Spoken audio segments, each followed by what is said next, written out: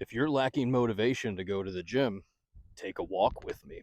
I want you to know that you're not alone, especially as we shift into a short fall for a long winter. I'm at the point now where it's like, can we just get to daylight savings time and some stabilized weather? You might be thinking to yourself, man, this is crazy. I was all hyped up a few weeks ago just to get ready to go to the gym, and now I procrastinate it. And if you allow yourself to follow that rabbit hole, you'll slip all the way back to where you started. You're thinking, how can I get that spark back? And then it hits you. This is actually a pattern in your life, and you need to hit rock bottom to get to the place where your nervous system kicks back in and you're prepared to get going again. You have to get just sick enough of your own shiznit. I'm 20 pounds up, I could really use a breakup right about now. And I've done this for most of my life simply because I don't believe that I deserve good things. So I get super fit and I have the discipline to make that happen. And then as soon as I get there, I allow things to fall right back into place. It's that sweet spot of pain, anger, frustration with just a hint of sadness. And I've never really allowed myself to stay there because it doesn't feel safe. And I know a lot of you are like, bro, that's messed up. And you would be correct. It is. Well, that's all part of the inner work and a big reason why so many of us go to the gym. Many of us are really good at the Rocky montage.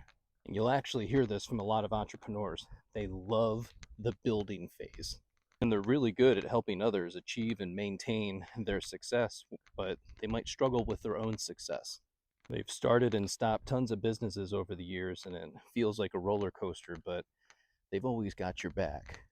And knowing this about myself is why I made rucking daily a non-negotiable.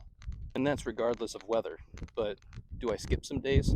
Sure, but never more than 2. This is how you begin to set boundaries with yourself and begin to trust yourself and your decisions.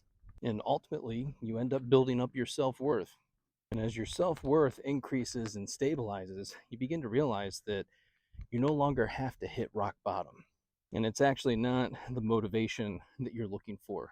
It's consistency and discipline. It's showing up for yourself and making yourself a priority even when you don't want to.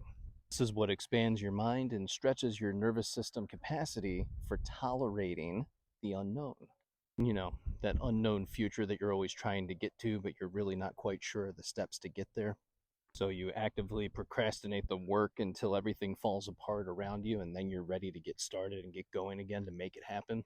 This is where we set a goal and you ask yourself, who am I capable of becoming?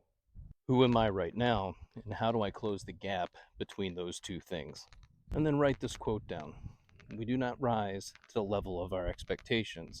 We fall to the level of our training. So the next time you get to the place where you want to be, I want you to take a moment and allow yourself to embody everything that it took to get to this place right now in this moment. The days, weeks, months, years, and all the hours that you pumped into becoming the person that you are right now. And for those of you who fear success and some of the stability that comes along with that, you're not alone. Let this be the moment that you make the decision that this time you're not going to sabotage yourself. I want you to breathe in, let it out, and remind yourself who you're capable of becoming. Now go do that. The world needs you to be that person.